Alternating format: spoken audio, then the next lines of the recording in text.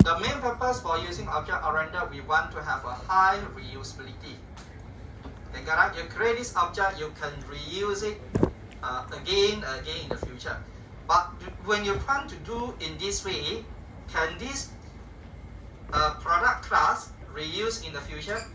Try to ask yourself. This one can be reused in the future or not? It's very dependent. Okay, that means that this method is very dependent to this project. If this project and this method is split it out, you cannot reuse it anymore. See that? Huh? So how are you going to modify this part?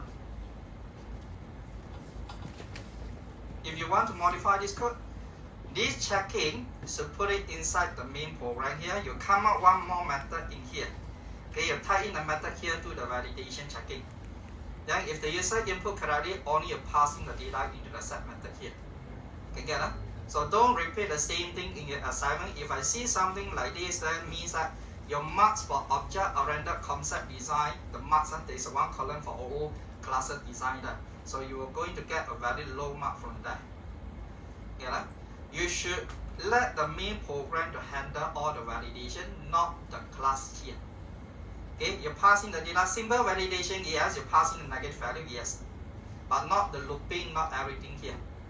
Get it? Imagine this is a system.out.print. Next time I want to download a website, system.out.print can use or not? Cannot be, right? You want to have a text field, allow the user to key in. Get UI interface, website you need to have user interface, right? System.out.print definitely is not working. So you need to ask them to pass in the value. If you pass in the value, means that this code can be reused in the future. You get that? Follow this part? Get that? So don't make the same mistake in the assignment here. Set method, we just purely do the setting. All the checking, go back to the main. Alright? Okay, so we continue. Any question that? Assignment, hopefully you started. At least starting to design the class, to identify what are the methods, okay, what are the objects you need to have, the data member, what you're going to store at least. Okay, not to wait until the last minute. Okay, no question? Okay, no question, then we move on now to the next one. Okay, for the next part, okay, this one no, this one I close it, no issue.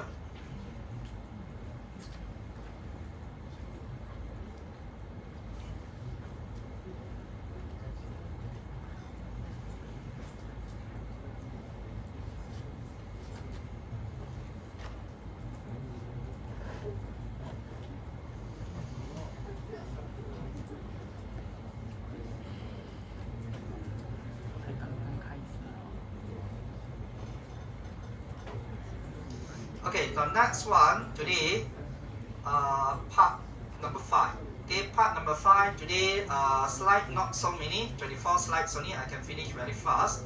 And another one, part C, E, D is just a revision. We have A, B, C, D for chapter 4. Now we are in the chapter 4C. D is just a revision, conclusion, everything from the chapter 4A until chapter 4C. Okay, so this one I will go through very fast also. Then maybe take 1 hour for chapter 4C, then continue chapter 5, right? So in chapter 4C, take a look what is the M for today. Okay, chapter 4C. At the end of this lesson, you should be able to develop the method, okay, with the object argument. Object argument is the last time you pass in the integer data types, right? If you want to create a method, let's say the function in Java, okay, you can allow to pass in the value. Let's say integer data type, double data type, and so on. Okay, you're allowed to pass in. But now in this chapter, we are focusing on how to pass an object to a function. Then write a code to store the process in the array. Okay, so let's try to look at this one. Okay, still remember this word, pass by value? Pass by value, pass by one more? Reference, pass by value and pass by reference. Which one will alter the original data? Value will change the original data. Reference will change the original data, right? Pass by value is just copy of the value into the function. Whatever change in the function does not affect the original data. Right? The one is passed by data. Okay, one more is passed by. Sorry, passed by value data is same. Another one is passed by reference. Okay, now object. If you have one class in here, so take this. In this part, let's say I create one class called any simple class here.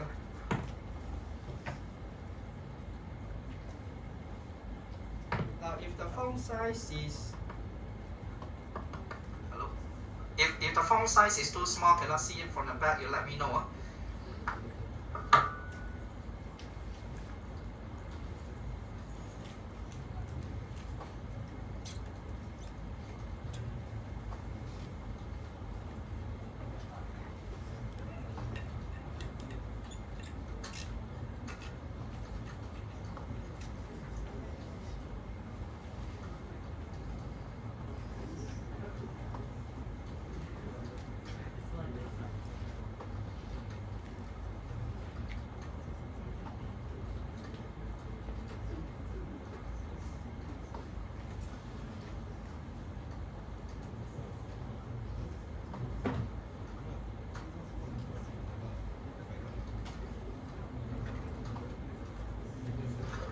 Okay, let's say I have one method called do something here. I'm passing the value x. So now I change this value x plus plus in this case, just example, I'm passing value x, increase the value for x. So how to call this method? How to call this method? In case the method itself I did not put as a static. You should know last week we're talking about the static. Now in case this method do not have a static keyword, how should I call this method? The class name is called new class. Okay, how to pass the value to the function called do something here? Just do something. That means call by this name, do something. Do something, then pass in the value.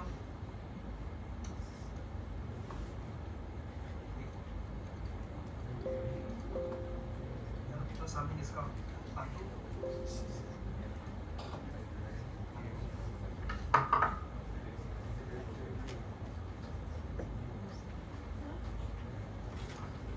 do something here, then I call the function, right? Do something, passing the value for x. Can I do it in this way? Passing the value x here directly?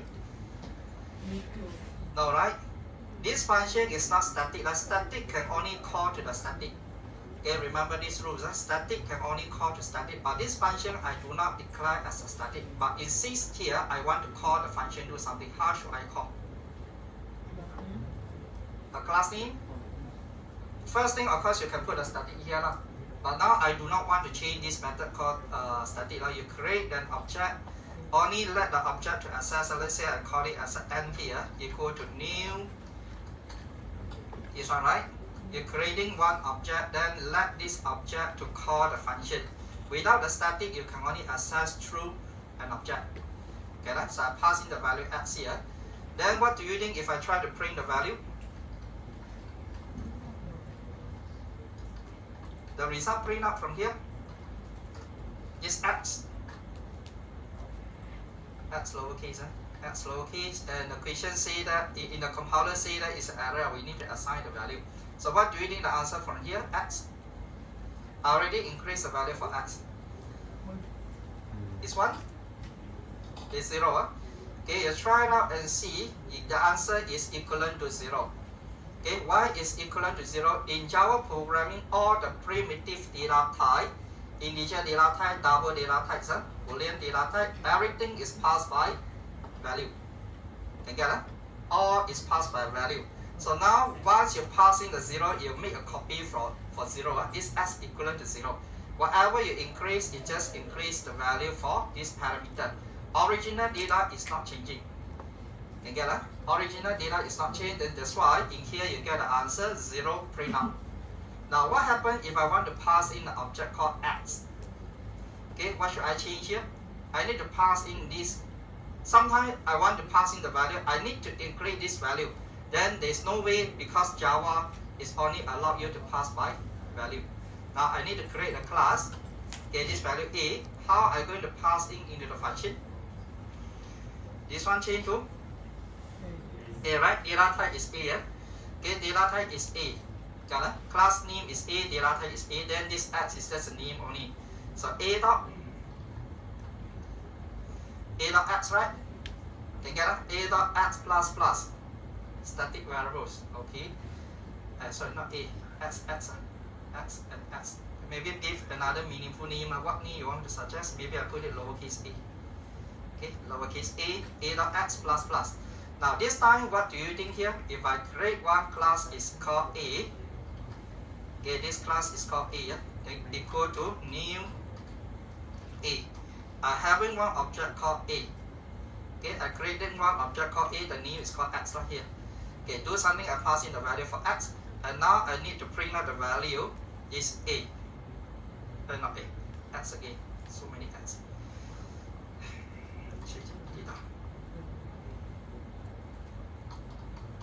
Okay, not to confuse, I name it as a data. Okay, A dot data plus plus. So here should be dot data. So now this time, what answer you get from here? This A is an object. Okay, get that? Object in Java programming, every time you pass by the function, okay, this value is a function that you pass in the value to the A here. So now this data will be automatically passed by reference. Okay, get that? You do not need to put the asterisk over here in, let's say, your C++, right? You need to put this asterisk to indicate this is a pointer.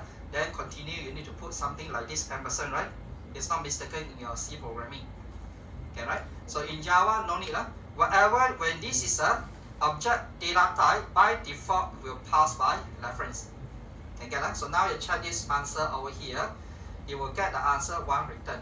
Okay, data initially I did not assign anything, by default will be 0. Last week we mentioned primitive data type, initial data type by default will be 0. So 0 plus plus, you get the answer 1 return in this case. Got this part? Okay, yeah, this one. Now what happened in the notes is same thing in here, say that primitive data type, everything is passed by value. That means that whatever you change in your function, it will not affect the original data.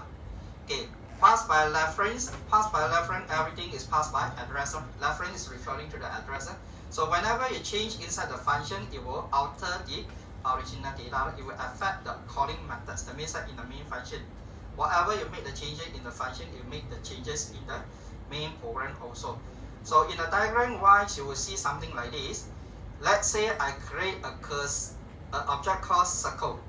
Okay, this object called circle, and I have one integer data type, this m. Circle and m.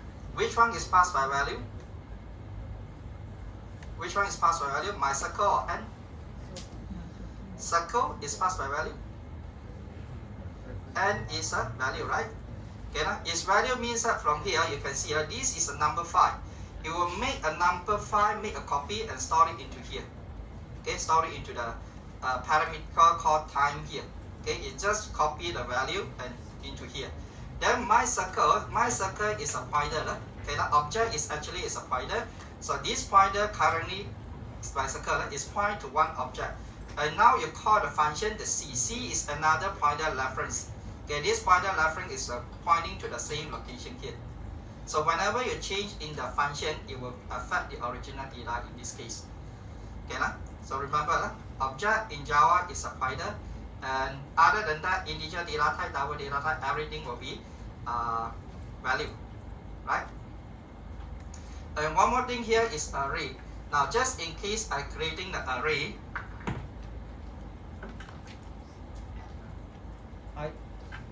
I use back. Hello, can you hear? Okay, I use back this value A here. This A currently as one individual object, right? Can see that this A is a one individual object here. I want to make it into the array. So how to create the array? Array A, let's say I want to create 10 elements.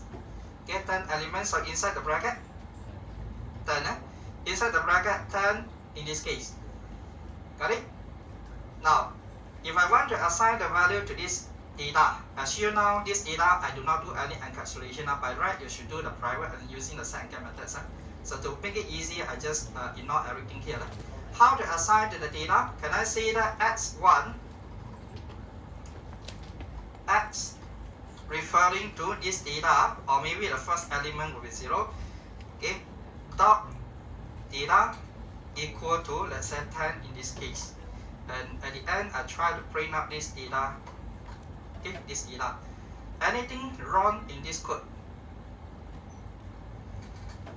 Anything wrong you can see from this code? You're creating the object already, right? Okay, now you create this object already. By right, you should be able to assign the data to this variable called data here. Then I try to print it out. But what happens if I try to run this code? You're going to see the error say that it's a null pointer exception. Okay, get it? Null pointer exception. Null pointer exception, what does it mean here? Now means that pointer is pointing to nothing, right? No object is being created at the moment. Got it? Okay, now means that no object is creating at the moment. But you see here, I already created the object called new. This is creating the objects or not? This is creating an array, it's not object. Okay, now this new is creating the array. It means that in here, you have one variable called x. This x is a pointer, and this pointer is pointing to a list. Okay, a list starts from 0 until number 9. Okay, right? This one, new A, that means one list of array start from 0 until number 9. And each of the element inside the array, this element inside the array, anything pointed by this pointer? No, right? There's nothing pointed at here, right? So it means that currently equal to no data in this case. Okay, everything equivalent to null. And now you're trying to say at 0 data. There is no object is being created. That means that no data can be assigned. No value you can be assigned. So to solve this issue, you have to do one more step here. Equal to new A. Then only we see that the object is being created. You get that? In here, new 0 means that you create one more. This one new. Okay, then inside is one data. You try to assign the 1 0 into the this one. At 0 dot data, okay, equal to 10 in this case. Correct? Now I try to run the project. I should get the answer. Print out is equivalent to 10 now. Got it? Okay, so refer to your note, same thing you mentioned over here. When you're creating a circle, that means that you create a list here. Okay, so each of the list inside the element referring to the pointer. You get that? Each of them is referring to the pointer. Now, how about let's say I change my way. If I try to do in this method here, okay, AX here, I'm going to say that this new. I put in the new in this case, new A, new A again. How many objects I create? 2. Okay, get it? This one new means that now you create one array reference, but you together you're creating the object number 1, object number 2. See that? So if you're using this method, means that this code can be enough. Follow on? Okay, get it? If you're using the new A bracket 10, means that it just create 10 reference. But if you're using this way, means that the actual object is created, you should get this result print out. Okay, you should get this result print out in here. Follow? Okay, there's a 2 way you can create the array. Like normally you create normal array like integer data type, you can also do the same, right? int x this array, maybe I call it ARR array. You can say that new int in the bracket 10. See this one? Remember last time you create the array in this way, right? Okay, int this array new int. You're creating an array elements. Any data inside yet? No, there's no data inside yet. So same rules apply to just now. You're creating by using this new array A, then you just create the elements only. Okay, but there's no data inside yet. Then only you say that this one ARR 0 equal to something. Okay, only you assign the value to this element. So same way here, you need to say that this object array, array x, you only can say that array x 0 equal to new this A. Okay, right? This one only you assign the value. Same thing here, only you start to assign the value to the array. Follow on? Or you can try to use another way. You see this bracket, right? If you still remember, I put in the data 1, 2, 3 in this case. Yeah, then no need to assign one by one already. Same, right? So same thing over here, you can see that I want to assign the value by using this bracket. Then using the new is data A, create the first element. Okay, creating the first element, this is the first element. Okay, so if you want to create the second element, will be the same thing here, creating the second. Okay, it's the same rules, you apply one by one. Only you create the data for 1, 2, 3. Here only you start to create the object number 1, number 2. Right? Okay, so this one. Remember, all the array inside is a pointer reference.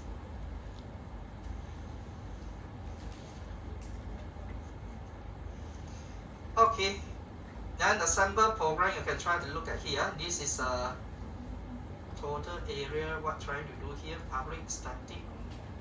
Okay, creating. This one is to create the array. You call the function create the array. This array is created and assigned back to here. See this? Create array refer to this function. So this function is start to creating the actual array. Return C means that return to here. You can try to use a function to generate the array. Not necessary to say that every time you must put inside the main function here. You get that? Not necessary. So example, let's say I want to create the array A. I remove the integer data types.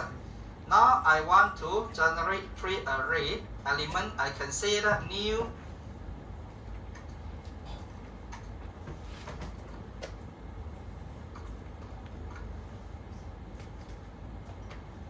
okay, this is the way to create the array, right? Okay, so maybe now I want to use the method to generate the array. Same thing, I call the method do something in here. How should I return the value? I want to move this statement into the function. Okay, I want to remove this one and put it inside the function. So what is the return data type? Is it integer? It's no longer integer. This A is not integer, right? I need to create a list of array and return back to here. Return back to this function. Return back to here. Okay, I create the array inside. I need to return back to here. So what should I put? Return data type. It's an A object, right? Okay, but this object is referring to a list of objects. So what should I do? A array, right? Okay, get that? So I can say return this array. Okay, new array 3. Do something. Again, this is a static. Okay, got this? So only you can say that return the data back to the main function. So remember, this return data type is not necessary to always be an integer data type, double data type. You can change it to array also. Okay, so the method example given here, same thing. This method is creating the array, and this array after creating is returned back to here. Return C. C is an array. Okay, so return back to here. Then only you can try to pass in the data for C array. C array refer to here. This is passing the reference. Okay, pass by reference, right? Can follow this code? You try to look at this code. Anything you are not familiar with?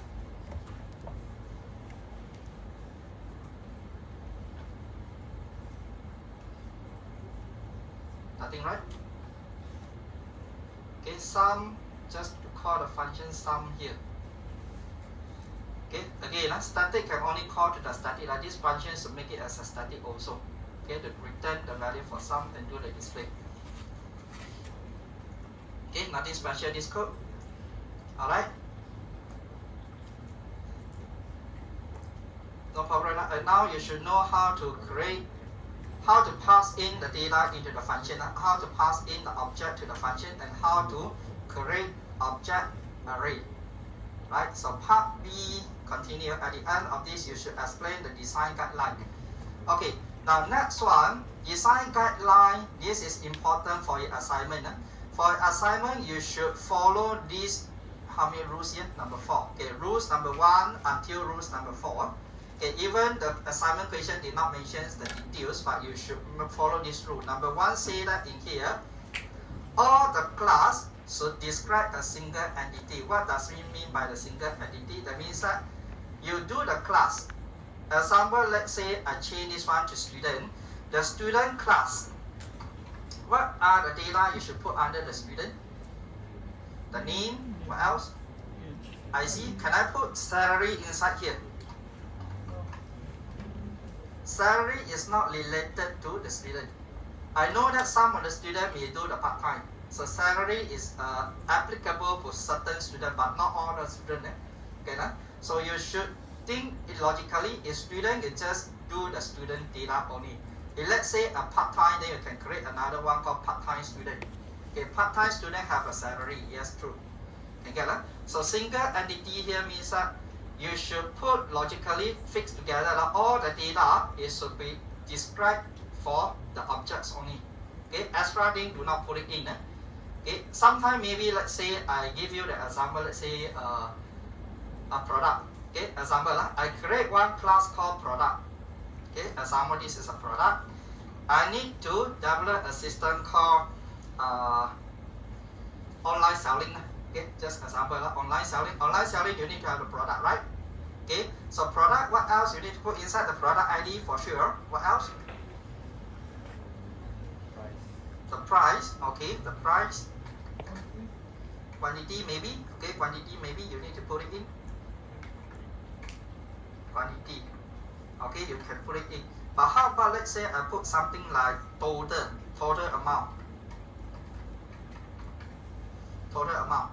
That means that I need to calculate, like let's say I choose 10 items, what is the total amount? Can I put this total amount inside the product? No, right? This is not related to the product. It's related to the, maybe it's a building. Building, you need to have a total amount, but not the products. You get that? Okay, so be careful for the design. Let's say you're doing something like room reservation. Okay, room reservation. Can I put something like this one, available? Total available.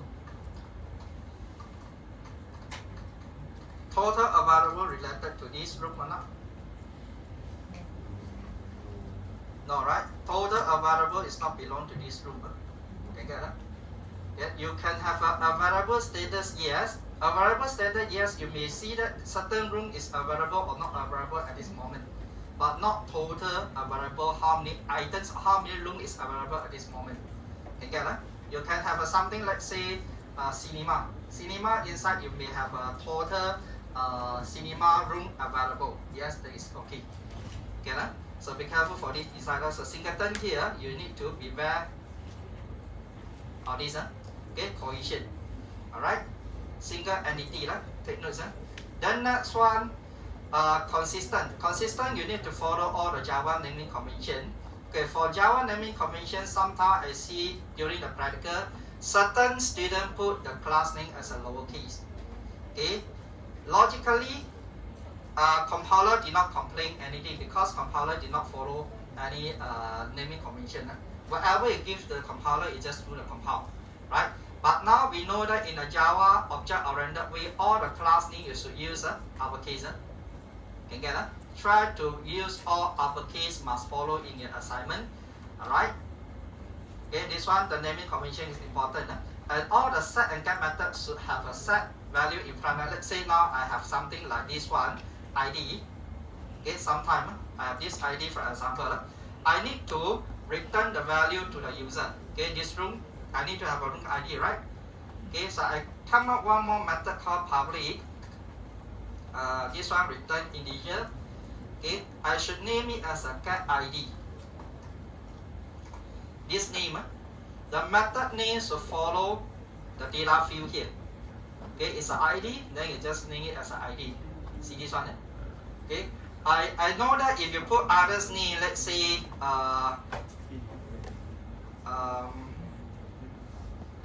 okay, let's say you put this one ID. It's also working, right? Okay, you can just return the value from here. Return ID is working, no issue. Okay, return typo. Okay, return this ID is working. Okay, but try to follow all the naming convention. A set and get method, you need to have a set in front and a get in front. Then these names will follow, and all the names will follow the camel casing. Set, don't put the S as uppercase. right? Do not put this one as uppercase. And naming convention, all the method name, you should follow the camel case. The first letter is a lowercase, right? So follow the class name, data field, and the methods. Data field, same thing in here, cannot put ID uppercase. What is the uppercase means? Uppercase means what? A constant. Okay, uppercase is for the constant use only. In here, you put uppercase, is still working, right? Compiler did not check. Okay, so even though you put the uppercase, it's still working, right? But try to follow all the naming convention. And always place the declaration before the constructor. Now, let's say in this case, return ID, get ID.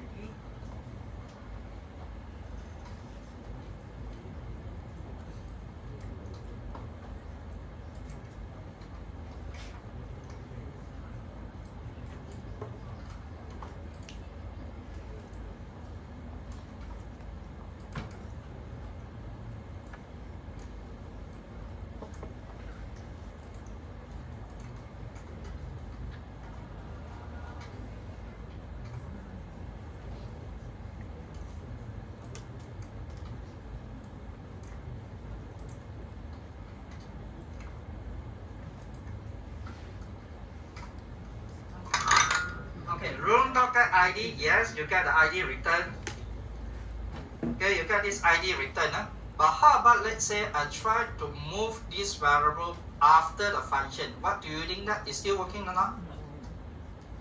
If I move this one, normally we put on top, right? Okay, we declare the variable first, then we're using the get method, set method to deal with this data. So now, how about let's say I move this data on the bottom. This code is still working? Yes, you run this project, compiler did not complain anything. You still get this on get class is a room return. What answer return? Room class. Oh, get class pula. Get ID, okay, get ID. So now you get this one, it still return the answer is 100. Okay, even though you did not declare this data at the top, it's still referring to the correct syntax in Java. But in the coding convention, we need to declare it before. Okay, before. Why we need to put it before? Sometimes, let's say this is a program written by your friend. Your friend may put the variable on top sometimes put at the middle, sometimes put at the bottom. It's very difficult for you to do the checking and do the maintaining in the future. Okay, I don't like this program also, right? You submit the assignment to me, I don't want to see sometimes you declare on top, sometimes at the middle, sometimes on the bottom. It's very difficult for me to check what is the data type. I need to go down, up and down to searching for the declaration. Okay, so to be the standard, this one should put on the top. And next one for the constructor. Constructor should always put before the method. Same thing in here. Let's say I'm creating one constructor. This constructor. Okay, I have one constructor. There is no rule say that the constructor must put it on top. I can put it on the bottom. Compiler still compile. Okay, right? Compiler still compile. Sometimes I put this one at the middle. The compiler still compile. Right? So to be standardized, in a Java programmer agree that all constructors should put on the top. Okay, after the declaration for all the data members, right? And the constructor, normally we have two sets of constructor. One set constructor do not pass in anything. Another set of constructor, you should pass in the data. Yeah, right? We have two sets of constructor to generate. Another constructor should pass in this data ID. Okay, right? Got this, so two sets of constructor. Always try to initialize the value. Right? Okay, provide no argument constructor. Okay, this one. Okay, next, encapsulation. Now, encapsulation in here, you try to put in the private keywords here. I know that if without this private keyword, it's very easy for you to write the program. Okay, we don't need to write so many code, right? Get ID, set ID. Every time I can try to go back to the main program and set the value into the room or into the data member easily. Can get it? So, why we need to learn the object-oriented concept? Because we need to make this class can be reused. First objective. Second objective, we want to protect the data to let this data cannot be misused by other programmers. Again, right? So the rules here. So here say that you need to provide the encapsulation, even though sometimes practical question did not mention, but you need to follow these rules, set and get method in this case.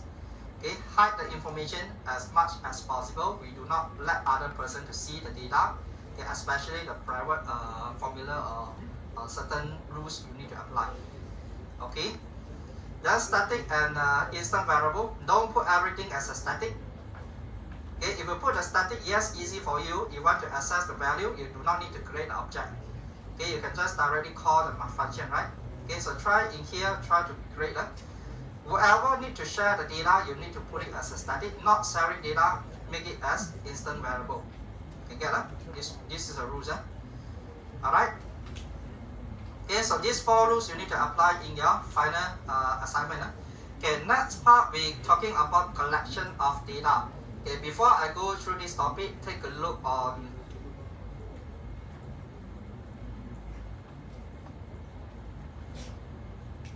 the chat. Okay, segmented this one we go through already. Okay, take a look on this invoice. Okay, let's say now I want you to write the system, okay, the Java application, to simulate the order for the invoice. Okay, this invoice. So how many things you can identify from here? You're not going to create one class called invoice and put all the data inside. Don't do that. I know it's very easy. You create one called invoice here. Okay, then you put all the things, let's say the invoice number, the customer name, the price, the product, everything put inside here. Okay, it's very easy for you, but do not do it. Okay, we want to split it into a small what we call the module, or we call it as a cluster.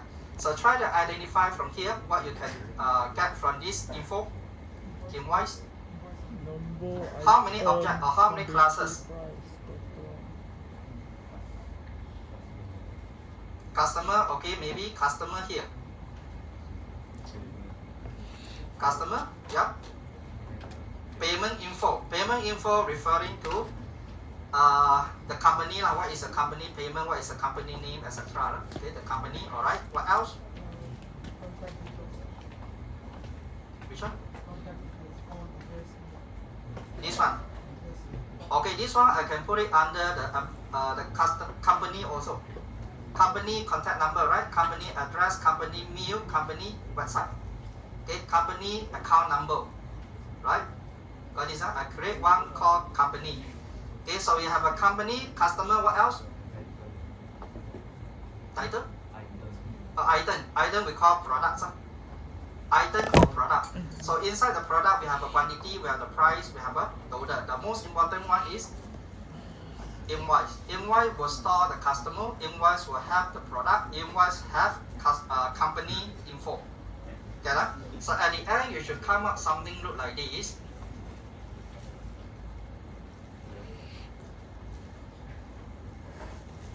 I delete this one. Okay, delete this. Then you get something look like this.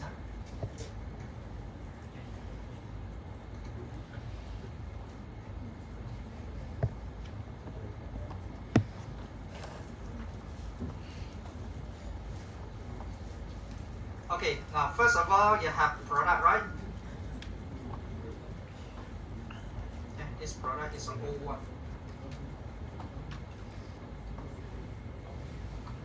Okay, you should have the product, because the product we can see from here: product description, product quantity, product price, and product total. Okay, so total do we need to store or not? You can see from my codes here, I'm going to store this name, unit price, description. For the name is belong to the description. Okay, unit price, this pricing. Quantity, yes, quantity. I did not store the total. Why I did not store the total? GST is not applicable over here. I remove it. Why you cannot? Why you did not need to store the total? Do I need to create one more extra called total? Alright, total you can try to write the function, this method, returning unit price times the quantity. Okay, that means that from here you can create one call function, let's say public double get total.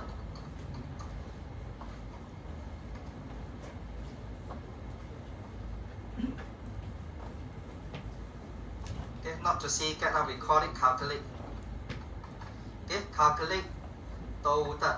So inside the calculate total, I can try to put this one, returning this one time quantity, right? Can get right? Quantity. Okay, so I do not need to have an additional field here just to store the quantity. Can get right? Okay, this one you can try to calculate using this way. Whatever information can be get from others data member by calculation or by any formula, we try not to come up another one extra thing. It's very difficult for you to maintain also in the future. Okay, so try to make it as a function here. Alright, so this is one of the class. What else just now mentioned? Other than the product, we have something called a customer, right? So we come up one more class called customer. This customer maybe have a customer ID, customer name, customer address, customer contact number, etc. Can get that? What else? Company, right? Company. Okay, maybe you come up one called company. This company. So all the information about the company address, the contact number, fax number, website, payment details, everything inside here. Okay. Then anything you can share. Maybe in here you can see the customer have an address, right? Company itself maybe having an address also. Can get that? Customer having address, company also having address. So I can try to split it down into the more further. I create one class called address. Okay, I create one class called address. So in here, one additional thing called address here. See this address? We can try to store all the information about the address. Address, street, city. Okay, street and city. So to be standardized in here, all the customer having the street, all the customer having the city. Even the postcode you want to put it in, you just put it in there. Can you get that? This part? Okay. Now what I need to bring out in here, bring it out in here because now we need to learn this relation. Okay, relation. So try to see again from here. One invoice can contain how many items? Or one invoice, one item, or one invoice can have many items? Many items, right? One invoice, one customer, or one invoice, many customer? One invoice, one customer. Okay, that's a relationship in here. This invoice is just for this customer only. So it's a strong relation or it's a weak relation? It's a very strong relation. We call it as a composition. Can you get that? If this invoice does not exist, that means that this customer does not belong to this invoice anymore. This invoice does not exist, the customer does not exist also. Get it? A strong relationship. How about the address? What do you think? Address? In here you can see my invoice. This invoice have company. This invoice has customer. This invoice have many product inside here. So it's one-to-one. Normally we use just an object here. Invoice have only one company. Invoice is billed to one customer only. Okay. So one invoice can contain many product. We're using array to represent. Got it? One to many. See this one? One invoice can have many products here. So of course you need to have a constructor to pass in the list of of the product here. Okay. This total is one to store the total here. This total invoice, of course you need to have a total. Got this? Okay. Got this one? So this is a relationship in here. Then from here the employee, the company and customer, we both having the address, right? This address. Company also have address. Can see that? So it's a strong relation or it's a weak relation? If we're talking about the building, let's say a building. Okay, a building. Company and customer, can it be the same building? Possible, right?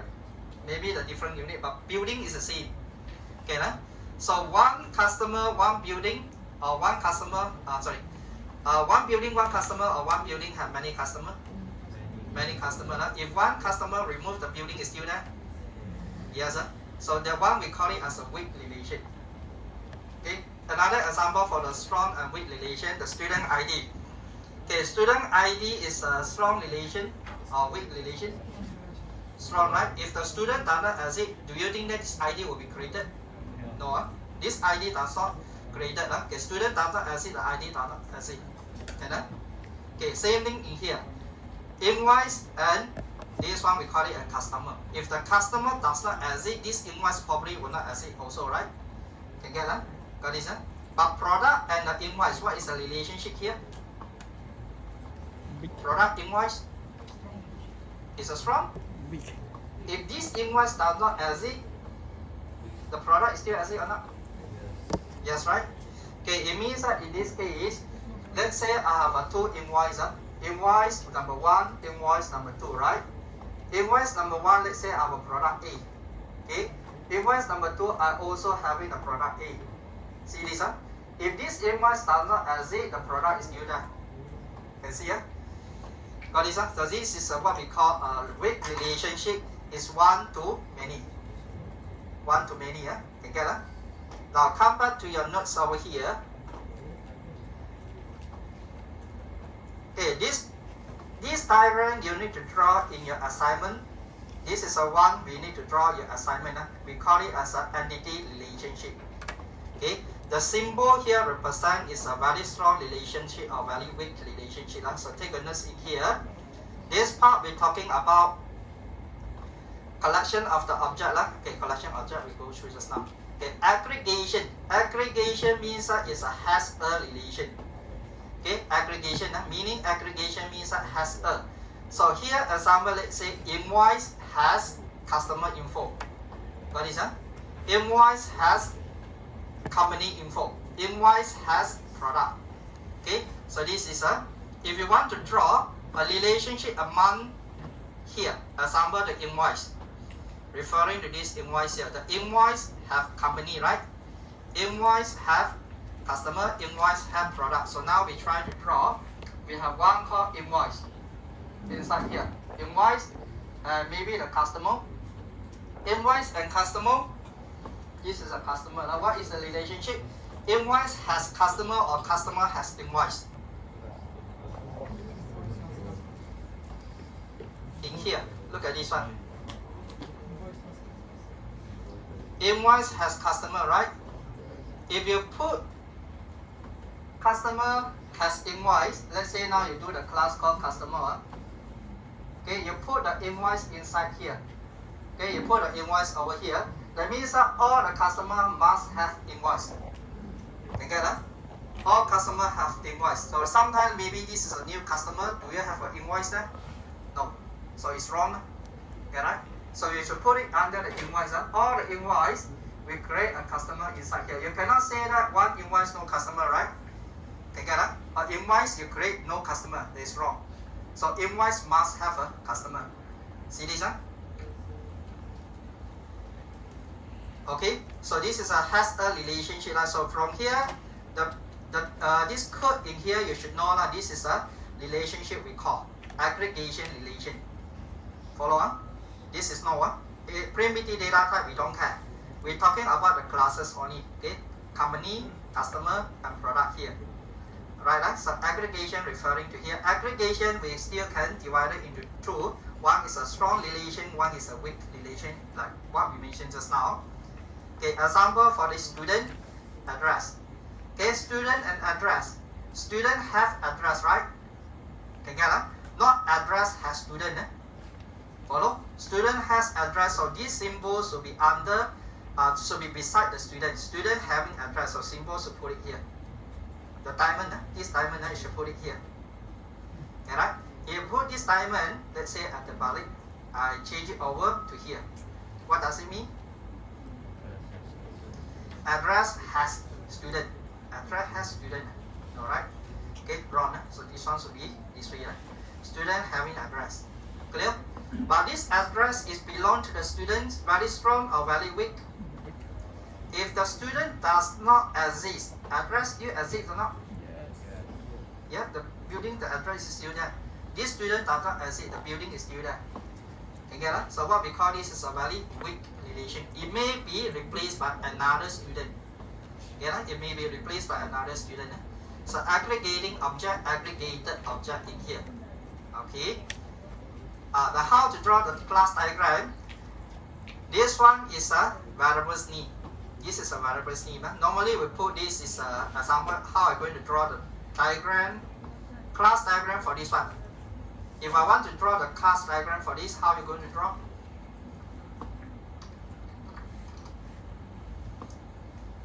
Class diagram. You need to know how to read the class diagram. Final exam here come out the class diagram. UMR diagram, yes. For sure, every time will come up. Okay, so you need to draw. From the previous chapter, we mentioned that the class diagram divided into 3 parts, right? Class name, the center will be data member, the last one will be the methods. So here is called invoice. Okay, this name is called invoice. Okay, for the invoice, this is a private access modifier. You put minus a private, we put the minus sign. Which one comes first? Data type comes first or variable's name comes first? Variable's name comes first. Okay, this is a variable name, date, then followed by this colon. This is a colon. Then followed by your data type called local date in here. Okay. Then the second same thing, minus sign. This is called invoice number. Okay, invoice number, then put the colon, followed by INT. Clear? Don't put the INT come first. In the UML notation, data type should be after. Okay, then the variables needs to come first in this case. Alright? Okay, this is a static, what to do? Underline, static underline. Okay, now we come back to our notes here. These notes in here, when the student have address, right? So address, what is the data type? It should be address in here, so dot address. Okay, here it should be the data type. So name, data type is a string data type. Program is a string data type in here. So when you draw, it should be something look like this. Got it? Okay, then? Method, no need to draw everything. We just want to focus on your class name and also this data member. Okay, in your assignment, do the same thing. Class name, data members. And we want to see this relationship here. Okay, this part. Okay, this is description in here. Student and address, what we say is a weak relationship because the student, one address can have many students. Okay, maybe this student moved to another place, the address is still there. Okay, the address is still there. So we can say that this is sharing. Okay, address is sharing by maybe 3 different students. So it's a weak relation, aggregation, but it's a weak relationship. Another example is called it as a composition. Composition normally is referring to one-to-one. Okay, one-to-one. Let's say just now I mentioned, right? Student ID and a student. One student, one ID, right? Okay, one student, one ID. This ID belongs to this student, this ID. You cannot say that one student, many ID, or maybe this ID belongs to many students. So it's a one-to-one relationship. We call it as a composition. Follow on? Okay, remember this name. So in the composition, how we draw, we're using this black diamond. Okay, right? Okay, this black diamond. So let's say student and name. This name is for this student only. Okay, you may say that the name can have the same value, right? I say John is 1,000 student called John in the world. But the first person John and the second person John is the same entity or not? Alright, it's a different person, right? This person, this name. This name belongs to this student. Together. So it's a one-to-one relationship in here. So we want to draw, remember this symbol. Okay? Then how to read this one? Student has name. Together. How we're going to read that? The symbol is here. Student has name. Student has address. Together. It's both referring to has a relationship. But we can see from here which one is strong, which one is weak, composite, aggregate. Okay. Then also we need to put in the multiplicity. Multiplicity means that the number here 1, 1, 1, dot, dot, 3, 1 here, right? You know how to read this one? 1, 1 means that one student, one name. One name belong to one student. Okay, so 1, dot, dot, 3 means what? One student, many address. one address. Okay, come back to here. 1, one address, maybe 3 students. Yep. In this way, 1, 2, 1 address, 1 student, right?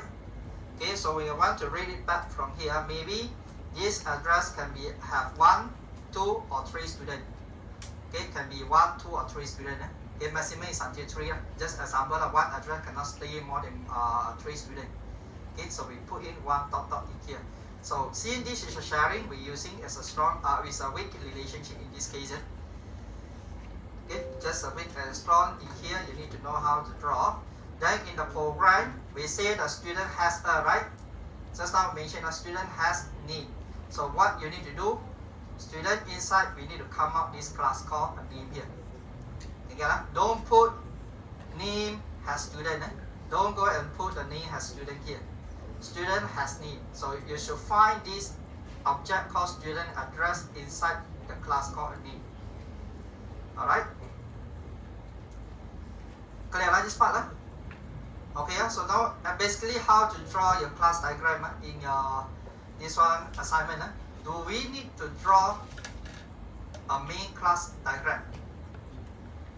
Let's say in my case here, okay, I have how many objects? Address, company, customer, invoice, product. Maybe I have one test program, right? Okay, just in case maybe I have one test program, or we call it as driver program. This driver program, do you need to draw? No, don't go and draw the driver program. I can see some your senior going to draw the driver program. That means that many lines come up from there, and end up it's very messy. Test program, driver program is just to write the program to make it work to show the results only. Okay, the main thing I want to see the relationship for the class here. Okay, test program enough, no need to draw. Follow this part. Okay, this is the end of the chapter here. Okay, finish. So 1 hour, yes, I can finish up one chapter from this part. And for next one, chapter 4C. Chapter 4C is just a revision, then I don't think I will go through here. Chapter D. Okay, it's a summary. It's a summary from A to C. What you can see here, normally, this is a code you see before. This one full still remember. Okay, this one diagram you still remember. Yes, sir. Programming, this part also we go through before. Okay, comparison among these two. Then also we're talking about the packaging, right? This is the last week we just go through. Okay, anyway, in here, chapter 4D is just a summarize among the chapter A, B, and C. So I don't think I need to waste time to go through this part. Anytime you go through, if you cannot understand it, let me know. Okay, so I go through chapter 5. Okay, maybe 5 minutes break. Attendance, please sign and sign.